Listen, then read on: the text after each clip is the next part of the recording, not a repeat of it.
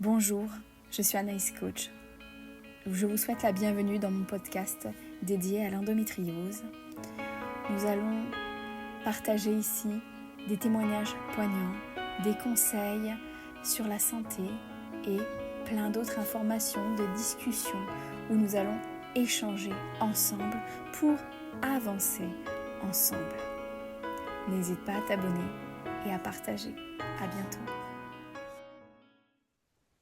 Bonjour et bienvenue aujourd'hui dans ce podcast. Aujourd'hui, je vais accueillir Zoé qui va nous parler de son parcours endométriose. Comment vas-tu aujourd'hui? Bonjour Naïs. Eh bien écoute, aujourd'hui ça va. Comme tu disais il y a 30 secondes, ça dépend des jours. Je pense que voilà, mais aujourd'hui ça va à peu près. Depuis mon opération, c'est vrai que ma qualité de vie c'est quand même nettement améliorée. Après, ben il y a des douleurs, des jours avec et des jours sans. Est-ce que tu peux te présenter pour les personnes qui vont éventuellement nous écouter? Ouais. Donc moi c'est Zoé, j'ai 34 ans et je suis atteinte d'endométriose depuis des années en fait depuis que je suis réglée et mes premières douleurs sont apparues en 2000. Mince, pardon, je me l'étais pas noté ça. Depuis à peu près 25 ans où il y a vraiment beaucoup plus de douleurs à plusieurs niveaux. Voilà, je viens d'Agen, mais je vis en Bretagne. Et pour la profession, je suis créatrice de contenu UGC, donc je fais des vidéos publicitaires pour les réseaux sociaux des entreprises. Voilà. D'accord. Et comment tu as été diagnostiquée? Alors, parcours très long. J'ai consulté donc plusieurs gynécos, j'ai fait plusieurs échos, plusieurs IRM. Tout le monde me disait que j'avais rien. J'ai même vu un gynéco qui est allé jusqu'à dire que, alors, je dis pas que c'est faux, mais qui est allé jusqu'à dire que j'avais peut-être subi un viol que j'avais refoulé entre guillemets. Alors je sais que dans certains traumas on peut avoir bien sûr des douleurs de ce côté-là, mais je pense qu'il y a vraiment un gros problème au niveau de la humainement de la façon de dire les choses. Donc voilà, j'ai fait ça pendant voilà, j'ai eu plusieurs gynécos pendant plusieurs années. J'ai fait des séjours aux urgences, dont un après un malaise au travail et où je suis tombée sur un médecin, pareil, un petit peu imbu de sa personne qui m'a dit non mais vous devez avoir, ça doit être une gastro, hein, madame, enfin d'un air. Donc ouais, un petit peu difficile. Et après, donc pendant toutes ces années, après j'ai rencontré mon chéri. Bon, j'étais pas encore avec lui à l'heure actuelle, enfin à l'époque, je veux dire.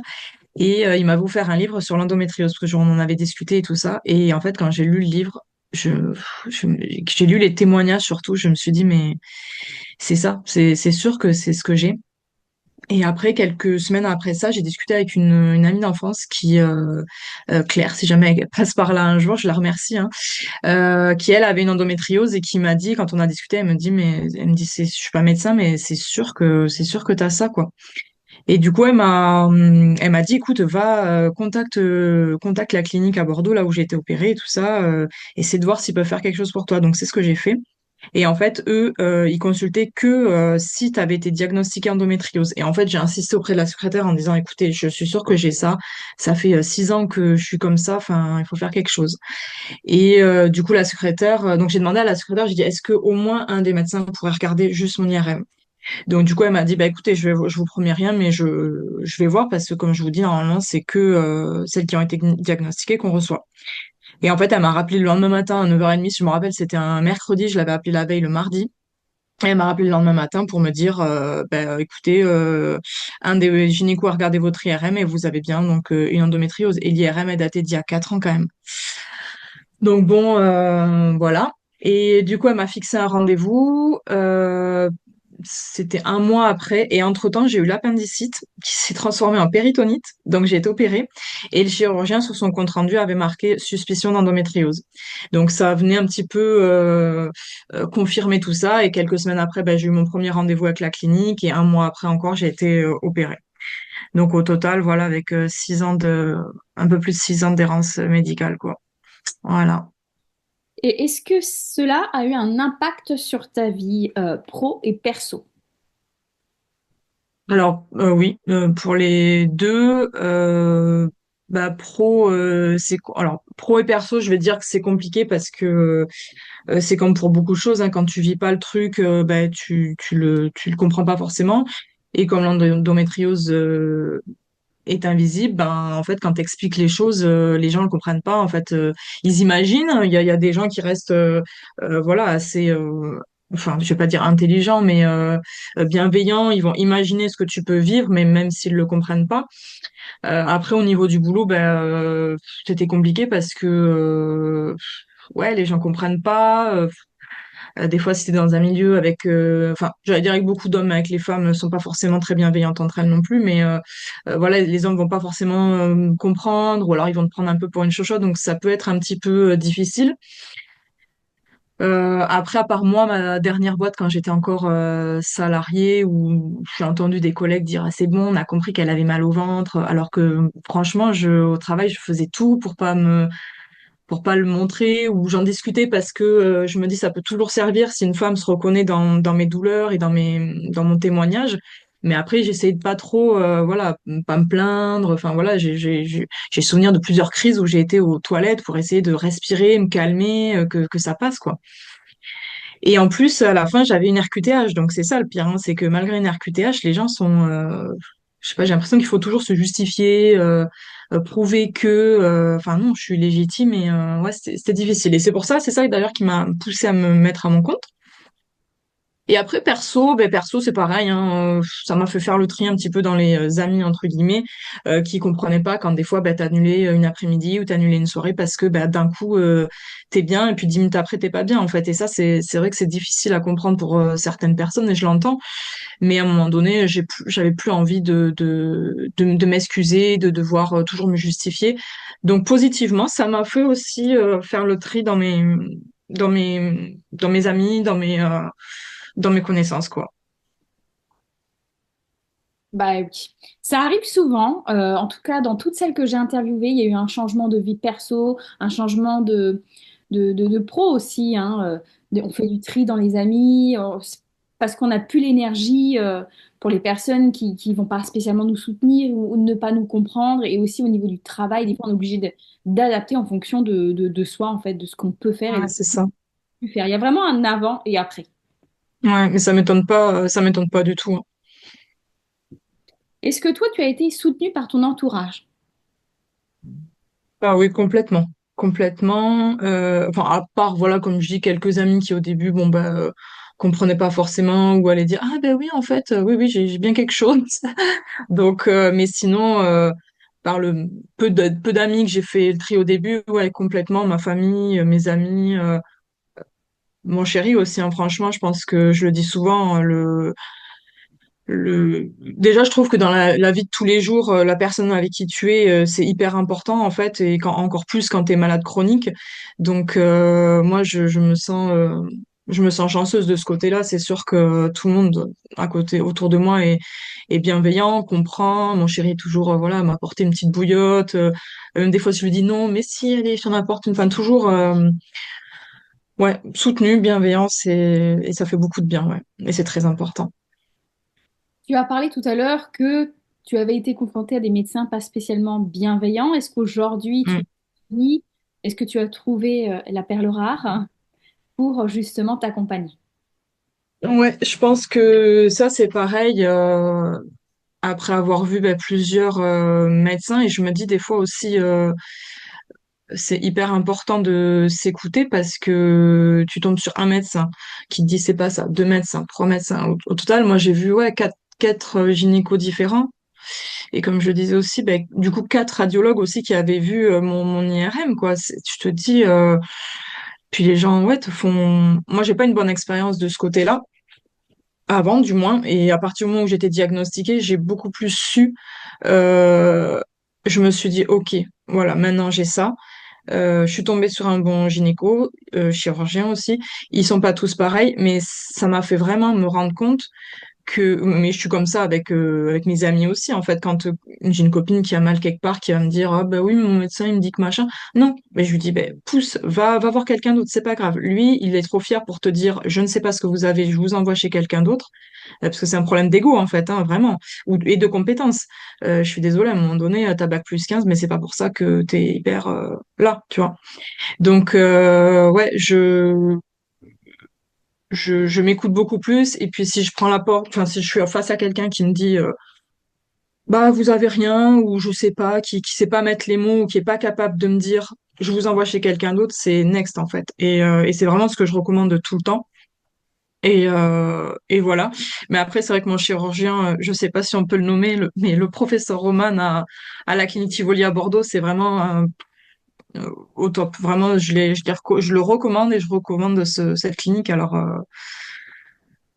voilà, je sais pas si ça répond à la question. Parfait. Ouais. Est-ce que tu as mis des choses en place pour t'aider dans ton quotidien, améliorer ton quotidien ou pas du tout? Oui, alors bon moi c'est un peu compliqué parce que mon chéri me dit toujours t'es une sado. Je suis un peu, je suis une bonne vivante donc je vais savoir niveau alimentation ce qui est bon et ce qui est pas bon, mais des fois bah, je reste gourmand, je reste humaine donc j'essaie de faire attention à l'alimentation mais c'est compliqué. Après, oui, ben après en pratique, on va dire, même si je le fais pas assez souvent, j'essaie d'être le plus possible dans le mouvement. C'est vrai que je suis pas sportive, malgré que je sache absolument que le mouvement est vraiment hyper important. Mais yoga, kiné, balnéo, ostéo. J'essaie aussi de prendre le temps de bien respirer, de faire des petits exercices à la maison qui vont vraiment me faire du bien. Voilà, qu'est-ce que j'ai mis en place d'autre? Bah, des petits moments, tout simplement, hein, des petits moments pour moi de calme, prendre soin de moi, tout simplement, savoir m'arrêter et déculpabiliser quand je suis pas bien ou que je suis fatiguée, savoir me poser. Avant, c'était, ouais, je culpabilisais beaucoup de me dire, bah, parce qu'avec la fatigue chronique, de me dire, bah, je vais me poser 10 minutes, dormir 10 minutes. Avant, c'était, oh là là, mais je me voyais un peu comme une flemmarde, alors que je suis pas du tout comme ça, que je suis très bosseuse et très énergique de base. Donc voilà, je prends plus le temps pour moi. J'ai fait pas mal d'hypnose aussi. Hypnose, réflexologie, il y a pas longtemps. Et après, bah, dans les accessoires au quotidien, bah, le TENS, la bouillotte, et des petites choses comme ça. Voilà, c'est un ensemble de tout ce que j'ai pu mettre en place, ouais, qui peut me faire du bien. Parfait. Du coup, tu te fais un petit peu accompagner au niveau un peu plus méthode douce. Ouais. Et c'est vrai que l'alimentation, bah, c'est vrai que moi personnellement, je vois quand je fais attention et quand bah, on a envie Mm. d'écart, on a envie de profiter aussi. Mais c'est vrai que on le paye après. En tout cas, personnellement, Ah, on paye aussi un petit peu après, plus de douleur. Voilà, moi j'ai le ventre qui gonfle, donc, l'endobélie. ouais. Mais Mm. voilà, je pense qu'il faut aussi trouver un bon équilibre et malgré tout, quand on a une C'est maladie, ça. il faut quand même bah, vivre, quoi. Se faire plaisir. Mm. C'est ça. Moi, j'essaie de faire au maximum attention la semaine et me dire le week-end, voilà, si je sors des petites choses comme ça, je sais que je vais le payer entre guillemets, mais c'est un peu ma récompense entre guillemets de me dire bon, ok, tu fais à peu près attention la semaine, mais le week-end, enfin voilà, fais-toi plaisir quand même. Et je préfère faire ça que de me sentir de faire des restrictions de dingue, ce que j'ai déjà testé d'ailleurs et qui n'avait pas vraiment de résultat. Donc au moins, je suis pas frustrée, mais je fais un minimum attention, quoi. Et est-ce que tu as des conseils à partager aux personnes qui vont éventuellement nous écouter? Ben, comme je disais tout à l'heure, franchement, c'est vraiment de s'écouter et de pas rester, de s'entourer, de rester, ouais, de savoir faire le tri. Des fois, ça peut être dur, même si on a un chéri, mais je pense que c'est vraiment une part hyper importante. Et si on est avec quelqu'un, dans sa vie de couple, qui est pas bienveillant, déjà, moi, je dirais vraiment de s'entourer des bonnes personnes et de toujours s'écouter en fait d'aller j'avais fait un petit réel où j'avais ma phrase de fin c'était ça, c'est d'aller au-delà euh, même de ce qu'un médecin pourrait dire en fait. Si un médecin vous dit bah vous avez rien ou X choses, si au fond de toi, tu sais que tu as quelque chose et que t'es pas bien, ben, d'aller pousser et d'aller chercher à aller mieux, quoi, et à t'écouter toujours, toujours, toujours, quoi. On n'a qu'un corps, on n'a qu'une vie et voilà, faut prendre soin de soi. Je vous rejoins là-dessus. C'est vrai que les personnes ne vivent pas dans notre corps.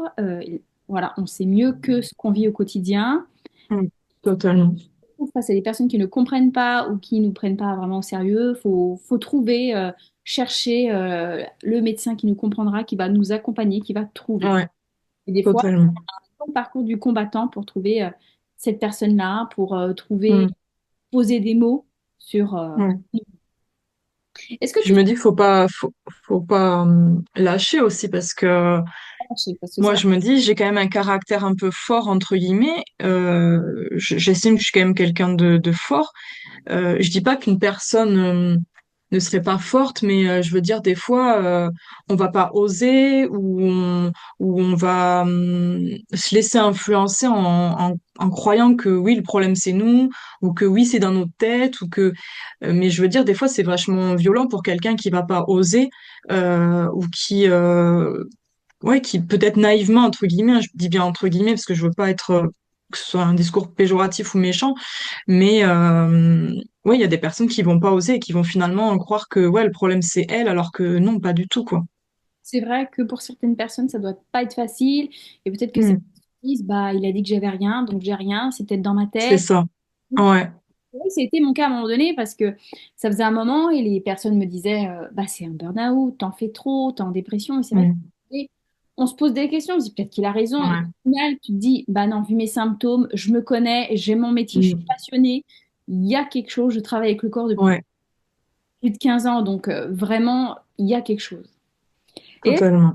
tu souhaiterais partager quelque chose aux personnes qui vont nous écouter ou aborder un sujet que l'on n'a pas encore discuté? Ben non, je pense que j'ai tout dit. C'est vraiment prenez soin de vous et écoutez-vous. C'est vraiment quelque chose d'important. J'ai pas plus de choses à dire. Je crois que j'ai tout résumé. Tout à fait. C'est important de lever, de savoir lever le pied aussi. Pas évident pour Mm, les personnes. Surtout c'est vrai. quand on est hyperactive et que la maladie arrive dans notre vie, il faut lever le pied, Total- apprendre à vivre autrement. Mm, Pas être dans ce quotidien où tout est à 200%. On doit ralentir vraiment. c'est ça, ouais. C'est pas toujours facile à accepter. Moi, je sais que j'ai mis le temps à accepter. Je crois que ce que j'ai mis le plus de temps à accepter, en fait, c'est d'être tombée sur des médecins incompétents, en fait, pas à l'écoute. Mais bon, une fois que c'est accepté, déjà, c'est plus facile. Et puis moi, je positive toujours. Je me dis toujours que, alors c'est facile à dire, mais je me dis toujours, voilà, il y a pire dans la vie, quoi. J'ai mes deux bras, j'ai mes deux jambes, je suis en vie. Alors oui, c'est pas facile, mais il y a toujours pire, quoi, dans tous les malheurs, il y a du positif quelque part, quoi, même si c'est dur des fois de le voir. Tout à fait. Essayer de voir Voilà. le positif, même parfois dans le négatif. Ouais, complètement. En tout cas, merci Zoé pour ta présence aujourd'hui. Merci à toi. Merci aux personnes qui vont nous écouter. N'hésitez pas à partager le podcast. Et petite information, le 26 mai, je sors mon studio de yoga en ligne spécialisé endométriose et douleurs chroniques. Donc, n'hésitez pas à Ah, et à vous abonner à la newsletter. Et je vous dis top. au revoir Zoé. Au revoir.